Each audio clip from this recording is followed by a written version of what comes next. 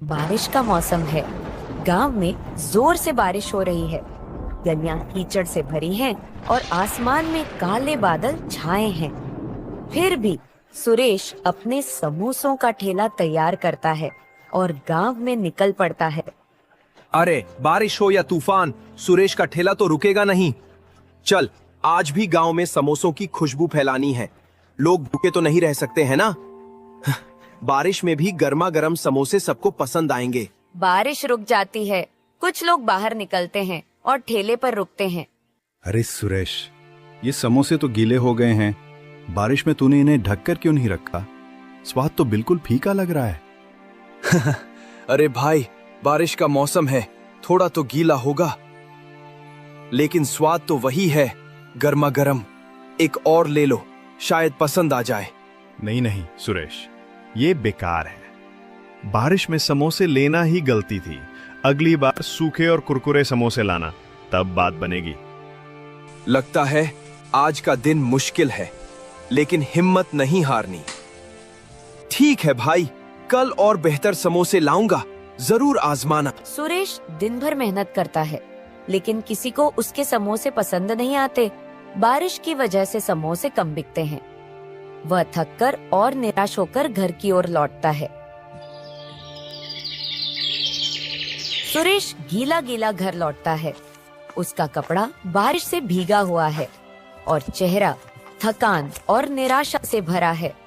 उसकी पत्नी राधा उसे देखकर चिंतित हो जाती है। अरे सुरेश, ये हालत क्या बना रखी है? फिर बारिश में भीगते हुए ठेला लगाने गए थे। चेहरा तो बता रहा है कि आज कुछ ठीक नहीं हुआ। समोसे बिके कि नहीं?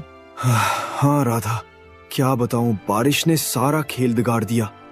लोग समोसे खरीद तो रहे थे, पर सब कह रहे थे कि गीले हो गए हैं, स्वाद बिगड़ गया। कुछ ही समोसे बिके। मैंने तो दिन भर गलियों में ठेला घुमाया, पर मौसम ने साथ नहीं दिया। ये तो परेशानी की बात है सुरेश। अगर रोज रोज ऐसा रहा तो हमारा क्या होगा? ठेले का खर्चा, घर का खर्चा, सब कैसे चलेगा? कुछ और सोचना पड़ेगा, नहीं तो मुश्किल हो जाएगी। हाँ राधा, चिंता तो मुझे भी है, पर हार नहीं माननी। कल फिर कोशिश करेंगे। शायद मौसम सुधर जाए और लोग फिर से समोसे खाने आए। बस थोड़ा सब्र रखना होगा। सुरेश और राधा चुपचाप रात का खाना खाते हैं। कमरे में सन्नाटा है और दोनों के मन में चिंता की लकीरें हैं। अगले दिन सुबह होती है। बारिश अब हल्की हो चुकी है। सुरेश फिर से अपने समोसों का ठेला तैयार करता है और गांव की गलियों में निकल पड़ता है, लेकिन लोग उसके ठेले पर नहीं रुकते। लगता है कल की बात सबके दिमाग में अटक गई। लोग शायद सोच रहे हैं कि समोसे फिर से गीले होंगे। कोई ठेले पर आ ही नहीं रहा। अरे, इतनी मेहनत से समोसे बनाए और अब कोई खाने वाला ही नहीं। वह एक चौराहे पर ठेला रोककर इंतजार करता है, लेकिन घंटों बीत जाते हैं और कोई ग्राहक नहीं आता। सुरेश का चेहरा उदास हो जाता है। क्या करूं अब? अगर ऐसे ही रहा तो ठेला चलाना मुश्किल हो जाएगा।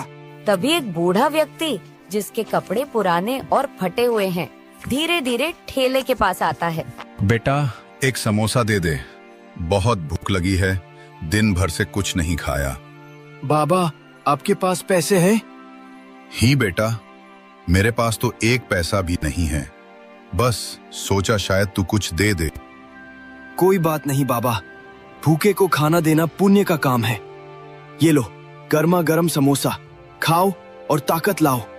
बेटा, तेरा दिल तो सोने जैसा है। ये समोसा बहुत स्वादिष्ट है। भगवान तुझे हमेशा खुश रखे और तेरे ठेले पर बरकत दे। शुक्रिया बाबा, आपकी दुआ ही काफी है। आसमान फिर से काले बादलों से घिर जाता है और अचानक तेज बारिश शुरू हो जाती है। बारिश की बूंदें ठेले पर रखे समोसों पर गिरने लगती हैं। सुरेश परेशान हो जाता है। अरे, ये क्या हो गया? फिर से बारिश। अब तो सारे समोसे भीग जाएंगे। कल लोग बुरा भला कह रहे थे और आज फिर वही हाल। मेहनत पर पानी फिर जाएगा। तभी बूढ़ा व्यक्ति अपनी पुरानी मोटी बोरी उतारता है, जो उसने बारिश से बचने के लिए ओढ़ रखी थी। बेटा, परेशान मत हो, ये बोरी ले, इसे अपने ठेले पर डाल दे। इससे तेरे समोसे भीगने से बच जाएंगे। लेकिन बाबा, अगर मैं ये बोरी ले लूं तो आप कैसे बचेंगे इस बारिश से? आप तो खुद भीग जाएंगे। मेरी चिंता तू मत कर बेटा, ये बोरी तुझे ज्यादा जरूरी है। ले, रख ले इसे और अपने समोसों को बचा। बाबा, आपका बहुत बहुत शुक्रिया, आपने मेरी बड़ी मुसीबत हल कर दी। बस अपना काम करते रह बेटा, अच्छे दिल वालों का हमेशा भला होता है। बूढ़ा व्यक्ति धीरे धीरे बारिश में चलना शुरू करता है, लेकिन अचानक वह बारिश के पर्दे में गायब हो जाता है। वह बोरी को और मजबूती से ठेले पर बांधता है। बारिश अब थम चुकी है। एक ग्राहक जो गांव का एक जाना माना व्यापारी है, ठेले के पास आता है।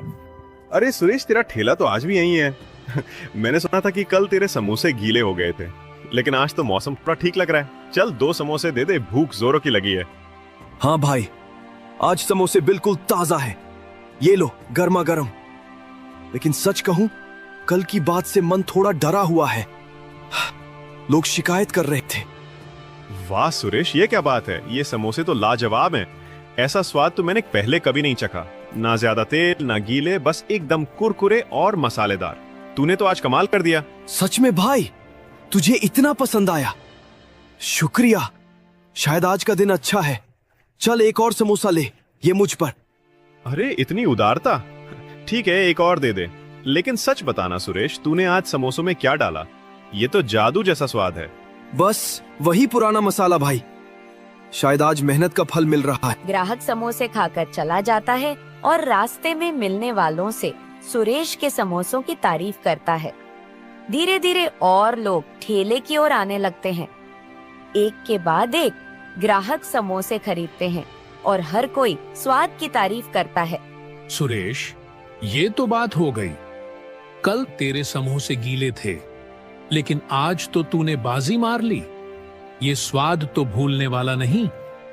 मेरे पूरे परिवार को ये समोसे खिलाऊंगा। कितने बचे हैं? 4 और दे दे। अरे इतनी तारीफ, धन्यवाद भाई लोग। बस थोड़े ही समोसे बचे हैं, जल्दी ले लो। देखते देखते ठेले पर भीड़ लग जाती है। लोग एक दूसरे को बुलाने लगते हैं और कुछ ही देर में सुरेश के सारे समोसे बिक जाते हैं। वह थक गया है, लेकिन चेहरे पर संतुष्टि की मुस्कान है। आज तो कमाल हो गया। न जाने उस बूढ़े बाबा की बोरी में क्या जादू है, लेकिन कुछ तो खास है। चल घर जाकर राधा को ये खुशखबरी सुनाता हूँ। वह ठेले को धक्का मारकर घर की ओर चल पड़ता है, मन में नई उम्मीद और उत्साह लिए।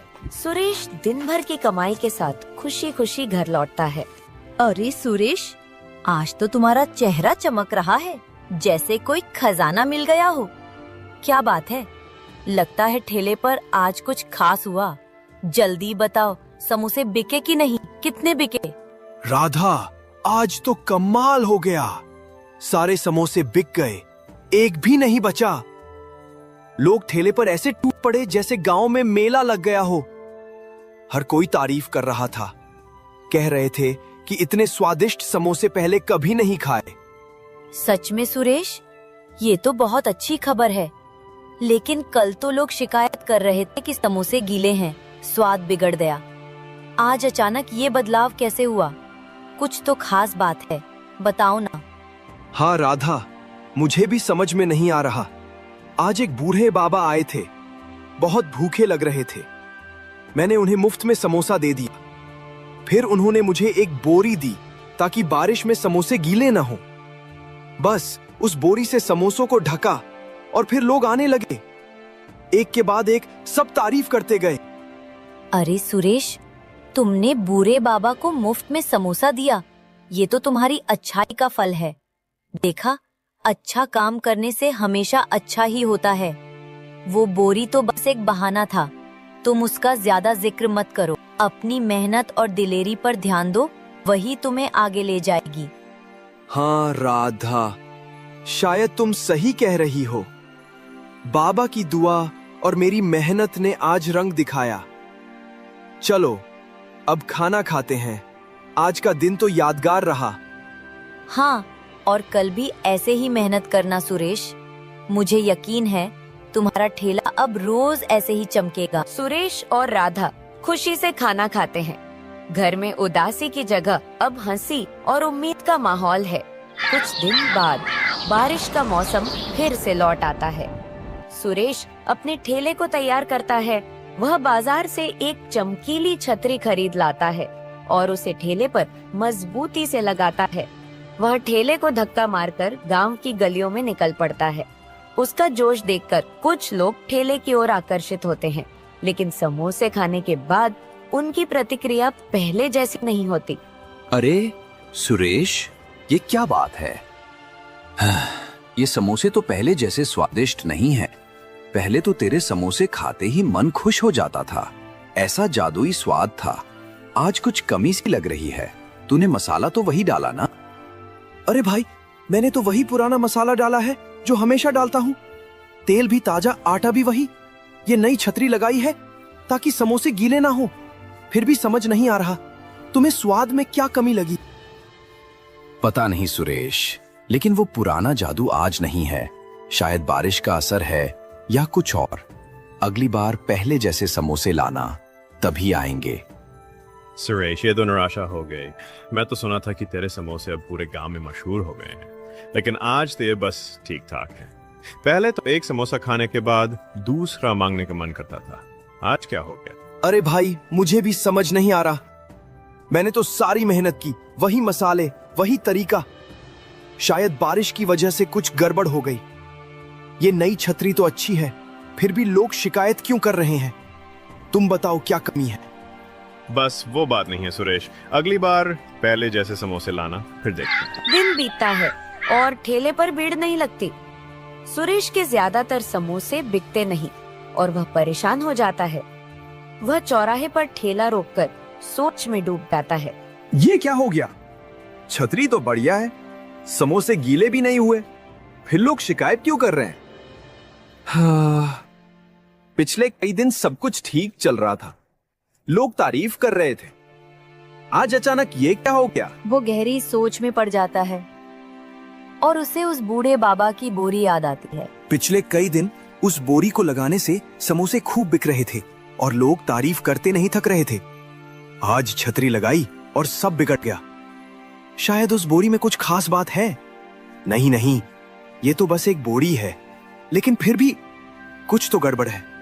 कल फिर से बोरी लगाऊंगा, देखता हूं क्या फर्क पड़ता है। अगर लोग फिर से तारीफ करने लगे तो समझ लूंगा कि कुछ तो बात है। सुरेश तुरंत घर लौटता है, छतरी को हटाता है और फिर से उस बूढ़े बाबा की बोरी को ठेले पर लगाने का फैसला करता है। सुरेश बूढ़े बाबा की बोरी ठेले पर लगाता है। छतरी हटाकर वह ठेला लेकर गांव की गलियों में निकलता है। बोरी समोसों को ढके हुए है।